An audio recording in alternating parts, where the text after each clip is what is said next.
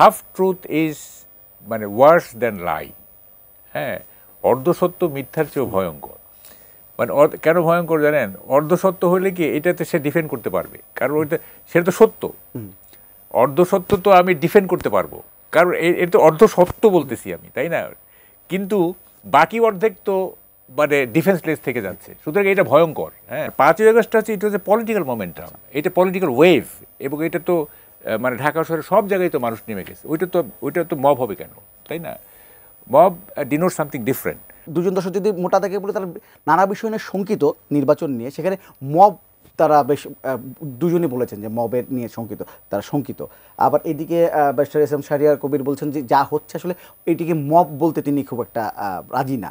আপনি আবার বলছেন যে মব, নতুন করে মব ফিরছে, তাহলে আসলে মবটা কি?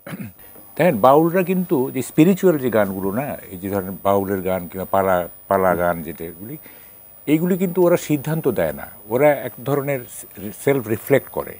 হ্যাঁ, নিজে নিজে প্রশ্ন করে, নিজে নিজে উত্তর দেওয়ার চেষ্টা করে, আবার নতুন প্রশ্ন করে করে করে ওরা এক ধরনের মানে দ্বন্দ্বের মধ্য দিয়ে আগায়। হ্যাঁ, they do not give any decision. হ্যাঁ, এবং দেখবেন পালা গানে দেখবেন যে এক পক্ষ একটা বলতেছে, অন্য পক্ষ এটাকে কন্ট্রাডিক্ট করতেছে, সে আবার একটা বলতেছে, এ আবার এটাকে রিফুট করতেছে, করে করে করে একটা জায়গায় চলে যায়।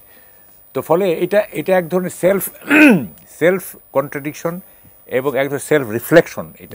এইটা কোনো কিছু চ্যালেঞ্জ করে, এটা আমার কাছে মনে হয় না বাউলের যে আমি যেটা মানে স্পিরিচুয়াল, এনিথিং স্পিরিচুয়াল, সেটা কিন্তু এক ধরনের মানে মানে মানে মনের দ্বন্দ্ব তত্ত্ব সেখানে।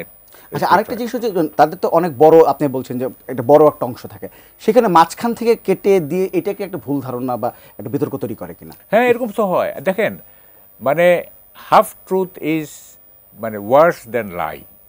হ্যাঁ, অর্ধসত্য মিথ্যার চেয়েও ভয়ঙ্কর। মানে কেন ভয়ঙ্কর জানেন? অর্ধসত্য হলে কি এটাতে সে ডিফেন্ড করতে পারবে, কারণ ওইটা সেটা তো সত্য। অর্ধসত্য তো আমি ডিফেন্ড করতে পারবো, কারণ এটা তো অর্ধসত্য বলতেছি আমি, তাই না? কিন্তু বাকি অর্ধেক তো মানে ডিফেন্সলেস থেকে যাচ্ছে, সুতরাং এটা ভয়ঙ্কর। হ্যাঁ, আপনার অর্ধসত্য এটা মারাত্মক ক্ষতি, মানে মিথ্যার চেয়েও ক্ষতিকর।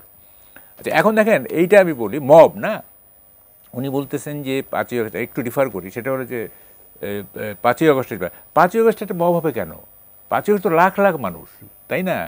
যখন লাখ লাখ মানুষ হয়ে যায় তখন সেটার মব হয় না, সেটা হয়ে যায় পলিটিক্যাল ওয়েভ, সেটা পলিটিক্যাল মোমেন্টাম হয়ে যায়। সেটা মব হবে কেন?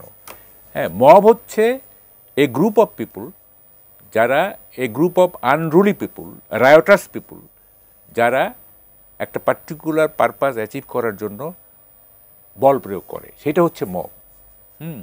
তো এখন যেটা দেখছি এ গ্রুপ অফ পিপুল তারা আনরুলি হয়ে যাচ্ছে, রায়োটাস হয়ে যাচ্ছে, এটাকে বাড়ছে এখন। হ্যাঁ, এটা ইদানিং তো বাড়ছে, মাঝখানে কিন্তু কমেছিল একটু।